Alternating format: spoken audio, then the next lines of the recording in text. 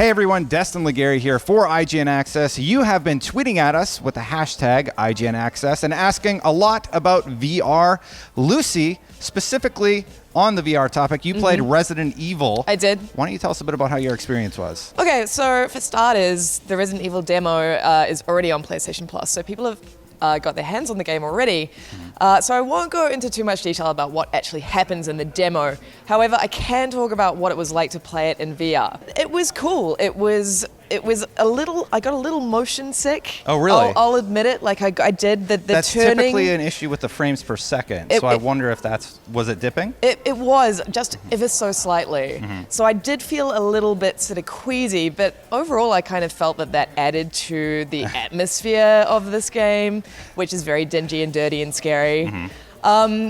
Yeah, I mean, it's definitely a more powerful experience in VR, especially with the headphones on and sort of the inescapableness of wearing the headset. There's sort of nowhere to go. And I think that works really well in a horror game. I think VR is very well suited to a horror game. And yeah, like the very small amount that I played yesterday, I'm looking forward to seeing more. So you think they purposefully made you nauseous? I think they purposefully made me nauseous, yes. Wow. But no, it's good. I mean, you can't see your body. Obviously, it's a first-person game. You can't see your body. There was a little bit of kind of weird disassociation when I was doing things like climbing down a ladder and crouching. That didn't really feel massively natural. Yeah, that'd be weird. Yeah, it was strange. It sort of happened too fast. It was very video gamey, whereas, you know, the VR experience is meant to be about immersion and feeling like you're actually in the space. Yeah. But overall, you know, this was like a really early demo, and that's what the Capcom guy said to me. You know, this is just kind of a taste. It's like a taste of what Resident Evil 7 will look like in VR.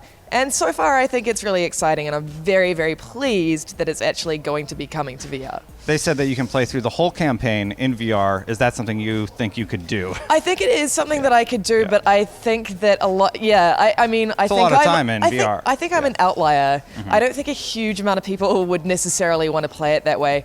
Again, you know, it did make me feel a little sick, so hopefully that gets fixed by the time the full game comes out, because yeah, I think that it, like, for a horror game, I want to be scared, and I think VR is the best way to scare me these days. Definitely. Did you notice the logo design on the Biohazard logo? There's a 7 on one of the letters. I did. That was such a subtle little touch. Yeah, it was really, beautiful. Really liked that. It was absolutely beautiful. Definitely. And I did, you know, I got to say, I did jump out of my seat a couple of times in this game, and that's saying something, because we were in a very crowded room.